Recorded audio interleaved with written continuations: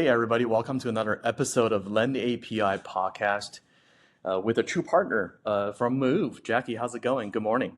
Hey, good morning. How are you? Thanks for I'm having me.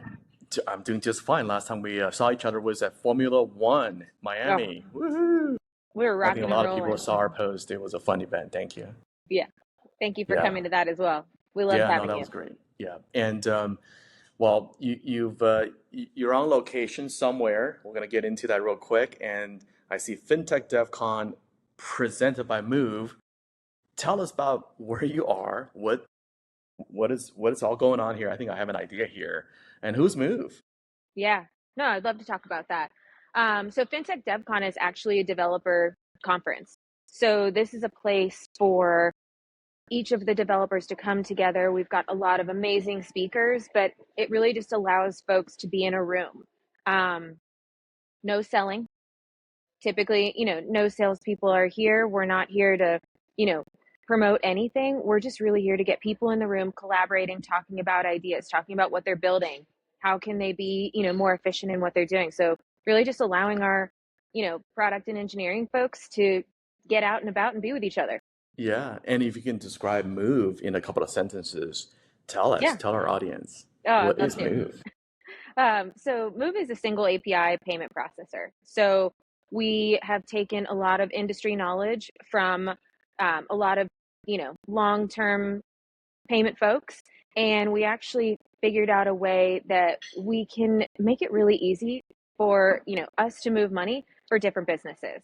Right. So we're direct to the Fed, direct partnerships with Visa, Mastercard, so we just really make it simple and easy. And we also allow businesses of all sizes to be able to move money.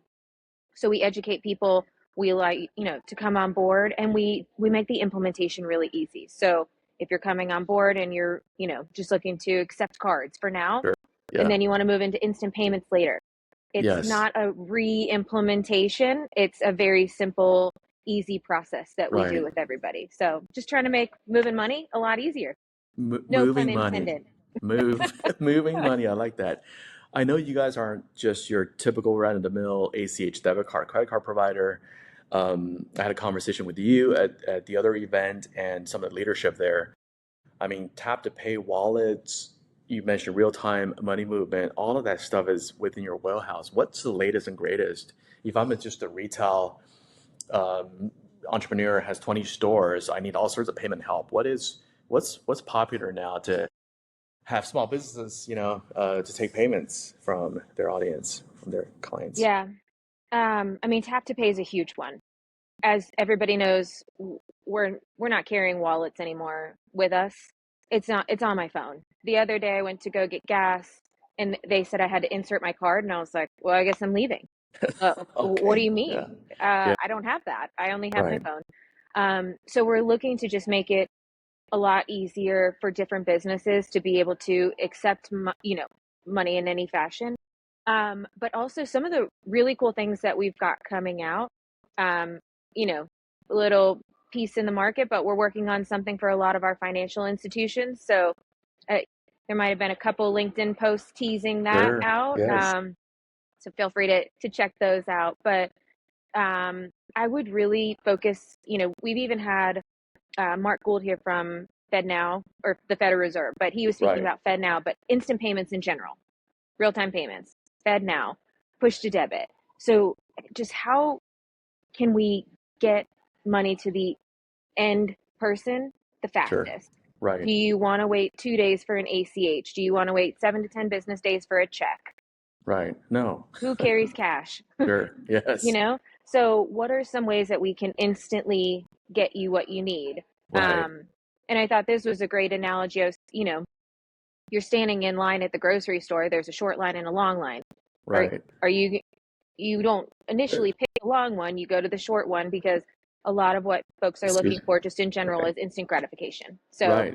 It's easier, it's faster. I'm in control, yes. And let's switch gears a little bit. Where is this event hosted? Oh yeah. Yeah. We're actually in Denver right now. Okay. All right. Is it always in Denver? Same kind of a location? If people want to join you guys today or Yeah. next year? It'll stay in Denver from what I've heard. So the conference started, I believe, 6 years ago. We started in Denver. We did a couple years in Austin, and the last few years have been here in Denver, Colorado. So we're lucky. One of our co-founders is actually local here, but we flew in, a bunch of our engineers to be here. And Sure. what I think is wild when you walk around to the booths, again, you assume salespeople. Most of the booths have engineers working the booths. Right. So, it's a We really can, fun conference to just come and yeah, be with probably like-minded individuals. vibe code it a little bit, slam some code to get some APIs singing. Yes. Yeah, we'd love to attend next year. I have some travel plans. Maybe we'll send some engineers next year to talk to engineers. But we do a lot of work together anyway. But Jackie, we're all interested in your background. There's hardly anybody that's really diehard payment fans, let alone somebody with your background. I kind of know your background a little bit, but tell us, for all the aspiring folks that wants to be part of this fintech ecosystem, what would it take? What would it take for somebody to come in and really sink their teeth into a really important portion of fintech, which is payments? Tell us about your background. Yeah. So I won't age myself here, but I started my career in payments. Okay. So it started many years ago, and I was working as in actually the retention department with American Express. I then shifted over, but then I thought to myself, from a career perspective, I wasn't sure that I wanted to stay in payments. It's something that my dad has focused his entire career on. He just retired in January, so he is Okay, good for him. 40 plus years in payments. So that's all that I knew, or Yes. one of the main things that I knew growing up. And I was trying to figure out how to expand my career. Really, what did I want to do? I wasn't sure if I wanted to do sales or where I wanted to take it. So I actually shifted into commercial real estate. So I went Okay. into direct outbound sales.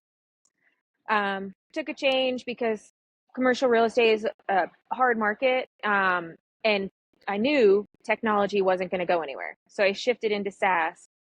But there was always a piece of me that didn't have that passion for the SaaS market. Sure. I didn't wake up every day super excited to Okay. learn. There was always change. And I Yeah. thought to myself, like, what really interests myself? And throughout a lot of my networking and being with folks, the fintech industry, I was like, I got to go back. I Okay. started in payments. So I shifted back a few years ago back into the fintech space, specifically into payments. And it's unreal. There is Things have changed always quite a bit, eh? changing. Yes. And it's Sure. even over, the last 10 years, you can see how much things have changed. But then if you Right. expand that into 20, 30 years, the way that we move money is so interesting. And if you actually look into the way that all different countries move money, it's Right. very different. Now we're exploring things like stablecoin, Sure. you know. Yeah. So the one thing that is always going to be a constant, money is always going to be moving. Right. Okay. So it's one thing that gets me really excited. We're always thinking of new ways, and I'm not just saying move in general, like the payments industry. Right. We have so many different people that we serve, from, all the way from your government, your financial institutions, down to just the end consumer. And so Yes. it involves so many different people in so many different ways. Right. Speaking of that, our audience loves stats. If there's anything you want to tell us, audience, about how many times a normal person uses a financial instrument per day or week, or how many payment related apps on our phone, we love to hear those anecdotes and Gosh. statistics. I'm sure you guys have a bunch. Tell us. Yeah, I wish I People had don't some realize they're hard. touching fintech every day. That's the thing. Yeah, I think it's interesting what is even considered inside of fintech. Right. Like, it's financial technology, so there's more to it than it's payments, it's apps, it's everything all mixed into one. And so Right. I think the industry is such a unique one. It's one I feel very confident that we are just getting started. Right. Yeah. I mean, the fintech community in Atlanta has blown up. The different ways that we all tie together, from, bringing college students into the world to, legacy folks who have seen Sure. everything Yeah. change in the last, Yes. 40 to 50 years. So from statistics, I don't even know that I have a hard number to give you, Yeah. because I Yeah. I feel like, I saw somebody, at a grocery store paying with their phone, yeah, tap the thing. I'm like, it's kind of weird, but it's where it's headed. I can't wait to, you know, go through drive-through and just pay for it in my car or something like that. That's probably going to happen next year, this year it's probably. coming. Yeah. Crazy things are coming, the things that people are thinking about. And again, it's that instant gratification. How can Hmm. we make this easier? Also protect ourselves from a fraud That's perspective, you right. know. So We, why is Elon Musk getting into this business? I think he's did a partnership with Cross River Bank, started X Money. mhm. People are, it's like an invite only kind of a thing right now. He must be seeing the same thing you guys are seeing. Monies are moving all the time. Um, I think Elon started his career in payments as well, right? I think he was I believe part so, of the yeah. PayPal. Yeah, I'm pretty sure. Yeah. Yeah, yeah. But I think Well, it's, when you think, some companies haven't taken this route, and it's something that we pride ourselves in. I manage all of our current customers, and partners. And one of the greatest things is just the education of, we're not looking to have Move out there. We're not trying to be, have ourselves on a POS system, or when it pops up, we don't, we're not trying to blast our name. We want to right, offer and give businesses the ability to move money on their own and control their destiny. And right. how can we make it easy for everybody? And I think that Elon's, thinking the same thing. So a lot of folks are just seeing, how can we make it easier? You're in X, you're in Claude, you're in Right, whatever app that you're using. right. You start researching something. Well, we Sure. don't want you to leave the app and go to Amazon and buy That's that right. something. How can we just buy it on X? Right, So I'm sure exactly. he's thinking through some of those different Yeah, I pieces. see a lot of similarities between how he's setting up his company and how you guys are setting a Move. You guys are both in the infrastructure business, right? To a certain extent, Move is almost like Starlink of payments, right? It's infrastructure everywhere, whatever layer, app, orchestration that your end client uses, right? It all sits on this Move network or fabric, if you will. Payments of any kind could move. Gosh, I got to stop using that word. Move freely It's hard. within the Move network or infrastructure background. We do a lot of business together. My engineers are saying to me that the Move APIs are very robust, and we let the audience sort of experience for themselves if and when they get a hold of you. But Jackie, you mentioned young people, college folks. I know you're very involved in the sports category, and uh, I think you're also an advisor to entrepreneurs and especially female entrepreneurs. Tell us about what that means. What does giving back means to you, Jackie, and why did you get involved in all? Um, Well, one, I've seen my dad do this throughout the career, and I have also seen my mentors continue to give back. And I had one mentor say, "I would love to be your mentor, but there's only one way that I will accept you as a candidate." And I said, "Okay, well, what is it?" And they said, "You have to continue to give back." And I was like, "Oh, of course." That was my hope. But I grew up playing basketball and volleyball, and growing up, nothing against any of these wonderful dads that gave up their time, but one of the things that I found was it was hard for me to, you know, be coached by someone else's dad. So when I graduated college, I decided, I wanted to go back and coach. So I've now been coaching basketball for 15 years. And the reason I do it is I find that giving these young girls, or when I was coaching high school women, something else to look for. I am a basketball player. I do work a full-time corporate job. I curl my hair. I'll wear heels sometimes. Like, I think that it gives them something different and someone else to look up to and talk to. Funny enough, one of my players, who was one of the first girls that I coached, She now owns her own business, and I purchase skincare products from her. So it's crazy to see things come full circle. But I also mentor a couple college students, and different industries can be very intimidating. And when you graduate college, you've graduated with a specific major, or even not, but you had something in mind that you wanted to focus on from a career perspective. And transparently, what I went to college for, I don't use.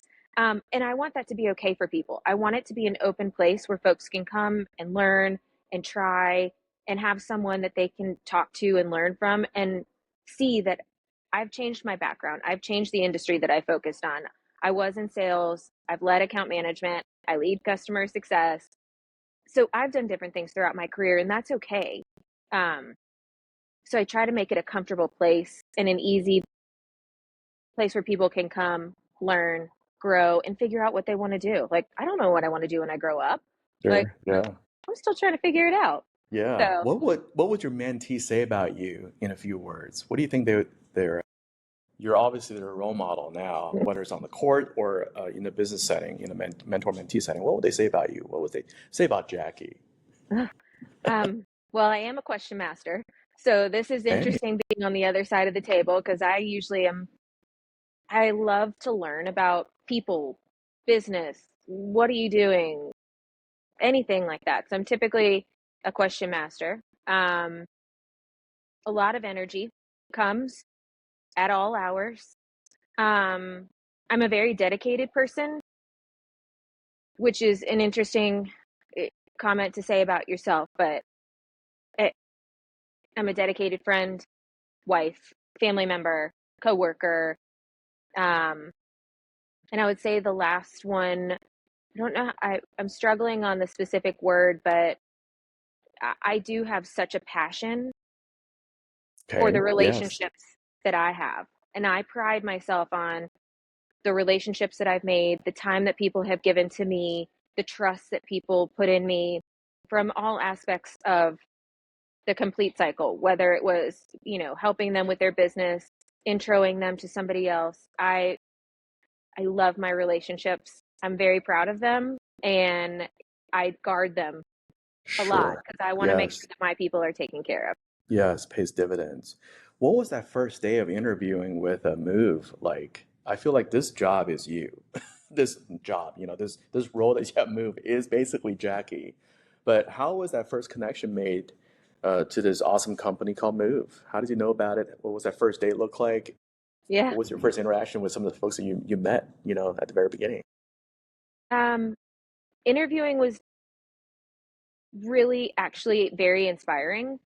Um, so while I was at my previous company, I'd worked for Johnny Moreland before, who's our head of revenue. And when we both separated from FIS, I asked him, I said, can we just stay in touch?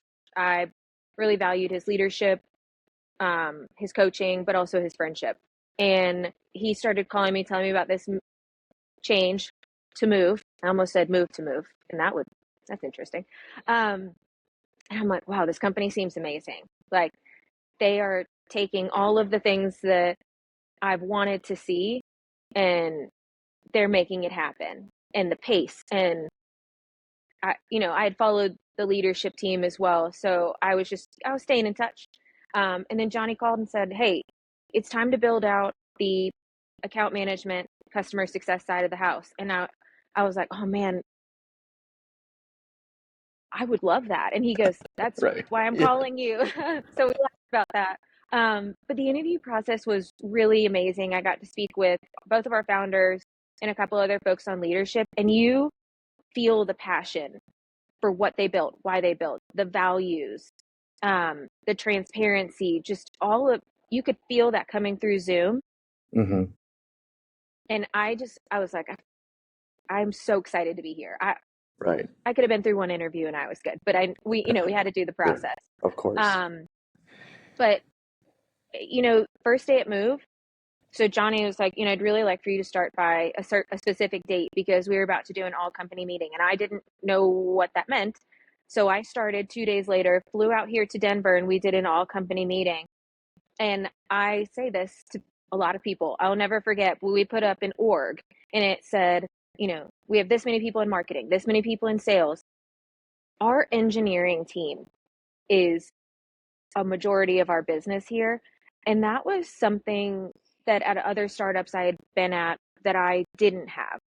Okay. Sometimes sales overpowered the engineering teams, which didn't allow them to move as fast.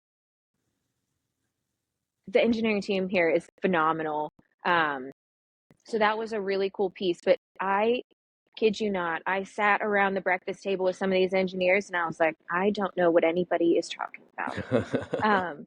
But it was such a great first week because I was sitting with my coworkers in person, and it really allowed me to make those connections. Text is fine, phone calls are fine, even these meetings, Sure.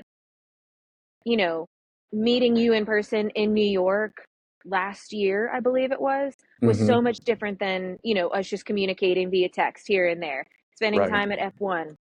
It just changes the game when you can be in person, break bread, have conversations, and just really learn about people personally and professionally. It allows you to understand why people work the way that they do, or what's a good way to approach someone versus somebody else. And you really start to understand the intricacies of all the different people in the business.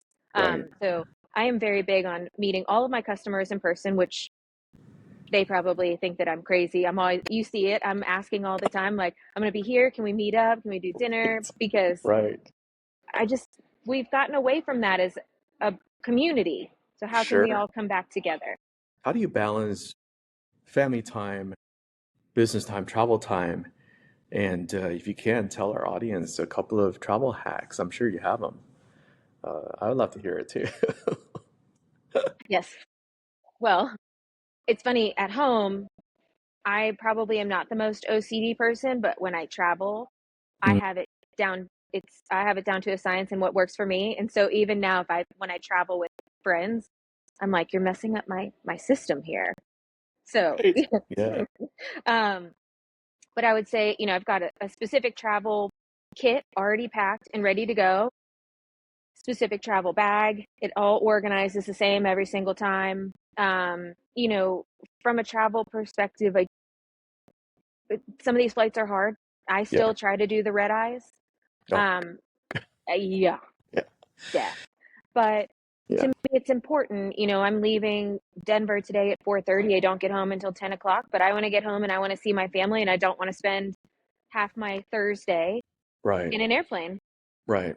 Yep. So, Mm. um, a lot of the travel hacks, it's probably just, how can I be as organized as possible? I schedule things ahead. I've got meetings, prepped and ready, and Okay. I hit the ground running. I mean, Right. I'm Yes. here to work. I've got a Celsius next to me. Okay. Probably go get a coffee after this. Sure. But you're here to go. And balancing that with family, it's hard, but it's a Mm-hmm. commitment. I live very close to my parents, my siblings, and my in-laws. Um, I'm sure my husband hates that I have a calendar that we live off of, but I do like to make sure that I spend dedicated in-person time when I'm not working. And it's a big deal for us. We do, you know, Liam is an amazing cook, so he makes wonderful meals throughout the week. So we spend a lot of time just making sure that we get one-on-one time together. And then our weekends are usually jam-packed because, again, that in-person connection is just such a big deal. I've already texted my sisters, I miss my nieces very much. So, I'm asking for pictures, but you know, I, Yeah. I do my best to try to balance, but, you know, if a customer calls, I have a very understanding family, and Mm. sometimes you got to go. You got to You go gotta help your go. You gotta customers. handle business. You Do you do. pack your entire schedule while you're traveling to hit meeting after meetings after meetings, or you have two, three of them very important ones you got to go attend? And if there are other meetups and things like that, we'll sprinkle them in. I'm in New York all the time, and I find myself just constantly walking back and forth, and it is a disaster when I have things back to back packed. What's your pack there, Jackie? Tell me. I'm interested.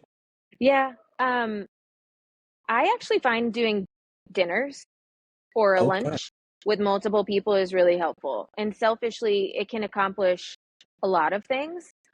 One, I can see multiple people at the same time, but also I never want to be the one in the room being like, you should hear about Move and let me tell you all about Move. I would rather gather multiple people for them to start talking about things. We hosted a dinner in New York, and I had two of our partners sitting next to each other, and someone mentioned that they were accepting cards using another processor, and he was like, the other person was like, well, why? Sure. Why not use Right. Move? And I That's was sitting there, I'm like, well, yeah. everybody's doing my job for me, which is so wonderful just to get people in the room.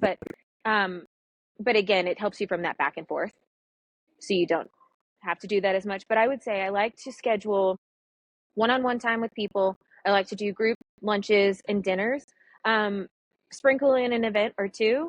But I Hmm. also think that it's very important while you're traveling, you know, find something that you haven't done in that city. Like also Okay. give yourself a little breather. Give yourself a Sure. little Right. personal check the box. Right. Um, we went to a place last night called Casa Bonita. You should look it up. Okay. It, Yeah. it was quite the experience. It was a check Okay. the box. Okay. But there's no Casa Bonita anywhere else in the United States. And All right. we got to do that here in Denver. Um, I'll be in Boulder, Colorado later this year. So I was talking to a couple coworkers, like what's something I should do while I'm out there. Sure. Um, we've got a lot of fun conferences coming up. So I think Yeah. sprinkling in a little personal moment Right. is nice. Yes. Allows Let's you to take a turn. breath. I do that sometimes as well. Just but I still got to handle business. But let's flip to a maybe slightly more serious chapter of this podcast, and it's just for a lot of sales folks, aspiring account management folks, relationship folks. How do you handle rejections, Jackie? You hear a lot of yeses, I'm sure, during the day, but there's a buttload of no's. I hear them all the time as well. How do we handle all that? Um, in my brain, it's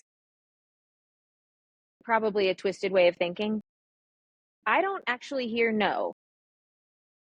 I hear not right now. Okay. Listen Um, closely, guys. Go yeah. on. Um, when I started my career, one of the jobs that I had for the first 6 months was working in the retention department for American Express. And I was calling businesses to understand why they wouldn't accept American Express. So Okay. I was hearing no 60 plus times a day. Nope, don't want to accept it, 'cause for all the reasons that we've, all heard of back years and years ago, which is different now. But Right. um, I never heard that as no. I heard it as, well, not right now. Or I always thought that there was a way that maybe there was just something missing. Okay. What do you mean no? It's not right now. Maybe there's a piece of what I just asked you that didn't make sense, or maybe there's a piece of that you haven't tried. There is a lot of folks where there is fear to change. There is different educational pieces that people don't just hadn't gotten to Right. yet. And we're Right. all so busy, and there's so much information at our fingertips. There's so much information being thrown at us all the time. And so even, if I call someone and I'm talking to them and they're speaking about just the way that money moves, and I'm like, have you thought about instant payments? And they're like, oh, no, we're not going to use that. I don't hear that as, no, we're not going to use that. I hear it, no, not right now. Or I don't understand where that use case would fit my business. Or, there's just different ways that you can reposition it. So I don't honestly, and Liam, my husband, probably knows this, I don't ever really hear no. I just alter it in my brain, and I'm like, well, let me just figure out what part of that no caused you to say that, Right. and how can I circle back in an appropriate amount of time, not Right. selling, but offering up information as to, why this could turn into a maybe, or Right. I'll think about it. Right. In our high schools and universities, I don't think there are any sales majors, marketing, well, relationship majors being made. And I'm going back to earlier, something you said earlier in this podcast about um, the ability to question or present questions as part of your persona, how does one develop this? On one hand, I'm hearing not right now, maybe later, and follow up with a question immediately or after a certain time. How does one develop that muscle memory or whatever we call it to say, let's ask another question? A lot of people don't have that. They'll just take no for an answer and okay, no problem, dialing the next number. How do you develop that skill set? Um, it's it takes a lot of practice, and you also have to. You can't. So I'll take it back to basketball because that's a lot of the ways that my brain sometimes functions. But you can't teach a player to be aggressive. Like if someone comes out and they are just a little bit more aloof and that's I can tell you I need you to be a little bit more aggressive on defense, but you also have to have that inside of that want to be inside of you. I think for a lot of the college students, my only piece of advice that I would say is I get it. We have AI, we have Google, we have everything at our fingertips. I'm sure that I could go on and learn everything that I want to know about your business. But how much more fun is it to hop on and be like, well, tell me something new about LendAPI? And I'm sure it's out on the World Wide Web. I'm sure all of this is out there. But for me, I like to just ask questions. I like to hear the way that you present it. I love to get on the phone with folks and I'm like, of course I looked at your website. I've got a whole deck that's going to tell me why we would be the perfect fit. But tell me about your business in your own words.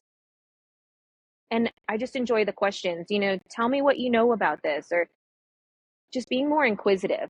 I know we can go and get all of this information, but it's hard. I've even been, speaking to a couple folks from an interview perspective, and it's hard when everyone just shows up and they know all the answers. And I'm like, you got me. Ask me anything, and I'm an Sure. open book. Right. But I think a lot of people are shifting away and feeling nervous that asking a question makes them feel that they don't know or they're not educated. And that's not true at all. It just makes you seem interested, more inquisitive, like I want to learn more and I want to learn from you. So it draws that in together where I'm learning from a human. I'm not just spending all my time typing away on AI. Right. How long did it take you to get the marble out of your mouth and feel really confident and comfortable asking questions? Oh, yeah. Was there a moment that I mean, everybody's sort of, I want to say everybody's kind of born as an introvert, but eventually they Mm-hmm. open up. Yeah. What was that moment like, if that was a transitory kind of a thing? Well, I think most people would laugh. I don't know that I was born an introvert. Okay. I take all that I back. Go know. I ahead. wish I could, I would love that, but I could probably use some of y'all's qualities at some points. But that doesn't change that it's hard to do these, ask the questions. It's hard to hear a billion no's. When I was starting out my career, I would go to my managers and I would just say, what are some questions that I can ask? Or here's a call that I did. Like, how could I have handled it differently? And I wrote Hmm. them all down. And Wow. so while I would be, and this was back in the day, we didn't do, we picked up the phone. So again, not trying to age myself, but I This had a ages script. yourself. I It's this know, I know. now, I I'm think. sorry, sorry. Yes, you're right. Yeah, well, it was literally this when I Right, started. right. But I would have a script of questions, Okay. and I I would read them, and I would try them, and you've got to put your own spin on it. You know, you could phrase a way that I could ask a question, but that would be in your words. So I would want to shift it into my personality and make a little bit of a change. But it took a couple years. Okay. And it's probably easier to ask the question and get an answer via email or text, and that's where a lot of people they seem to hide behind that. But the more that you can just take a chance, ask the question, um and what they're going to say, no, you're going to get no It, probably anyway. But it's not right now, right? Not right, no. yeah, for me it's not right now. But if you don't take that chance, you don't know the answer you're going to get. Right. And what if somebody's like, oh, that is a great question. I didn't think about it that way. And then you're like, oh, now I got to really go to work because I Sure. didn't know that was actually going to happen. And here we Yeah. are. So I think it's taking chances, taking risks. I've done it a lot in my career. I've taken leaps of faith with people that I trust, and look Paying where I dividend. am now. Yeah. Try something new. You know, I again relating it back to basketball for any of us out there who've watched the game. I've shot at the wrong basket. I dribbled the wrong way, shot at the wrong basket. I made a mistake. I never made that mistake again. So, you can read books, you can spend time on AI, you can watch Right. videos, and all of that is really helpful. But the more that you can just insert yourself, and that's even go to a networking event. You are Okay. never going to see these people again, Right. possibly. Go and Yes. ask a couple random questions, see how it goes, and then move on. The more that you can just be out there trying, I think is one thing that I would I, you advise. know,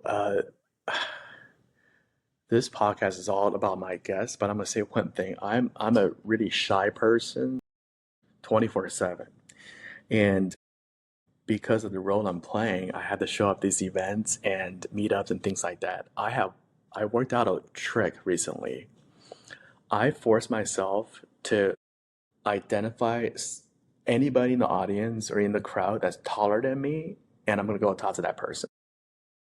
I made it into a game. So I said, "Hey, I just want to introduce myself." In my mind, I was like, Mm-hmm. "Okay, there's four people I need to talk to in this room," But to it's kind of fun. force myself out of that shell and just don't huddle around the bar, if you will.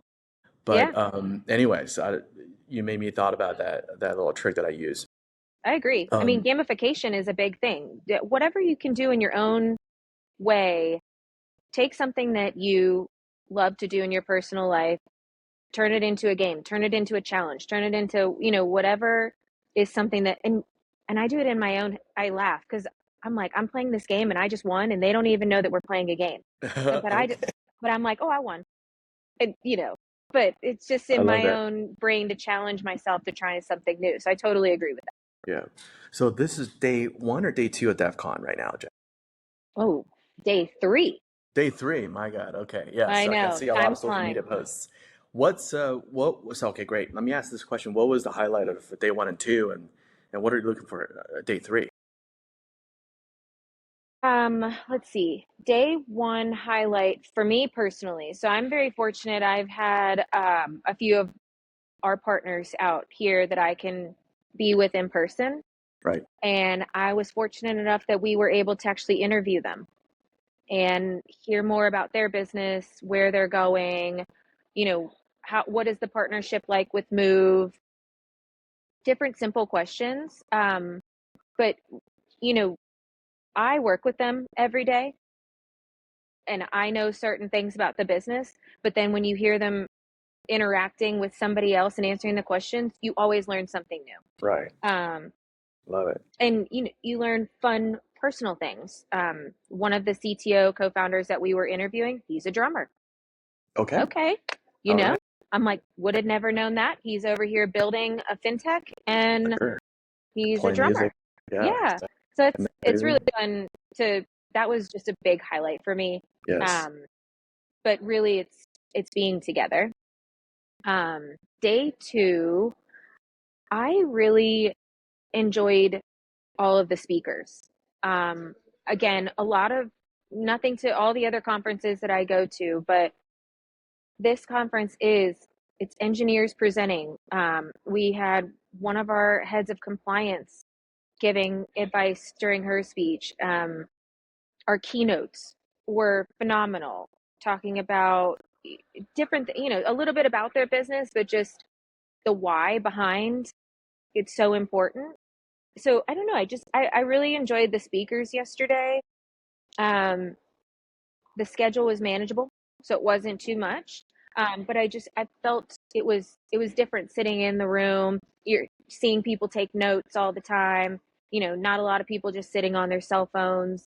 Um, and then also looking around the room, people are coding. And I'm like, I don't know how to do that, so that's kind of cool. Yeah.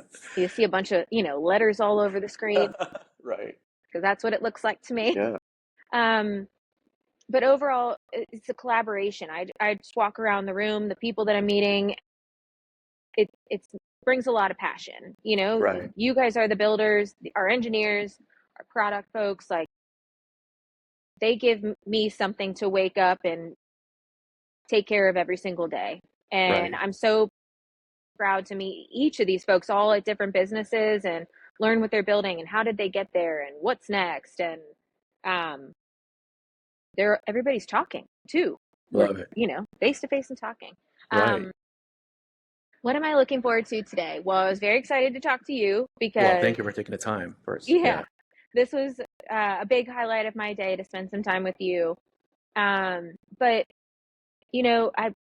a lot of business was happening, and I look forward to just closing out today and spending some time with my engineers. Yeah. Um, I'm I'm so proud of the work that they do, the speed that they work at, um, and anyone on my team, which is great. When I bring them on calls with my customers, every engineer gets on camera. They probably talk more than I do, which I have to make sure that I'm quiet and but I'm really looking forward to continuing to connect with them on a personal level, um, because I just am. I wake up every day super excited and proud to work for Move. I posted it on my LinkedIn that I just am super proud. I was saying to someone the other day, or yesterday, sitting in the room watching a few of the engineers. I felt like a proud mom, and I'm not, but I was just like, I wow, know what you're saying. they are Yes. so great to listen to. Right. So I just find myself walking around and smiling. Yes. Yes. I met a few people I move, and everybody's super positive, and radiance is the word that comes to mind. Everybody's super excited about what they do and take a lot of ownership there, which is really great. Thank you. Today is the last day? You're looking forward to your flight at 4 p.m. tonight, I want to say, right? Yes. You won't get home till midnight. Good luck with your travels, Jackie. Sorry I missed this DevCon. Love to attend next year. I have some, plans on my own. Got to take off on a plane tonight as I well. know. But Your flight's a little longer than mine. yeah, yes, go to the other side of the planet. But looking forward to seeing you at some of the conferences in Austin, New York. Conference season's kicking up again. Looking forward to spend more time with you. And our engineers are working together on some projects as well. So looking forward to all of that It's as going to be well. so great. But thank you for taking this precious time at your conference to sit down with me to talk about this. We'll get this out there. Put all this stuff in the show notes. I am sure you're very easy and accessible. We'll find ways for people to find you to do business. Yeah. We're just Happy talking to about help in FinTech. any way. Yes, Yeah. exactly. I love to talk business. I'm happy to help anybody from a career perspective. I'll give any advice that I can to help people. I'm big on giving back. I Yes. had so many people pour into my career and continue to do that. And how can I continue to do that for other folks? Right. And everybody's path is different, but I think learning from people, having conversations and trying things is the biggest deal. So I appreciate the time today. I'm here on LinkedIn, but yeah. We'll get your contact information out there, and I appreciate what you said earlier.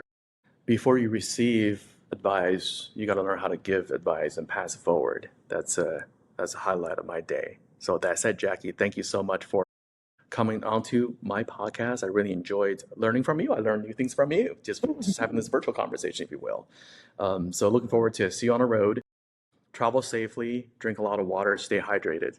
Thank you. That's my coaching for the day. Yeah, I appreciate that. I keep forgetting the water. I got to go find it, but There I'm you go. honored to be on here with you and also our friendship and partnership. And, Thank you. I'm very thankful for you. So Thank you. All right. See you on the talk road. soon.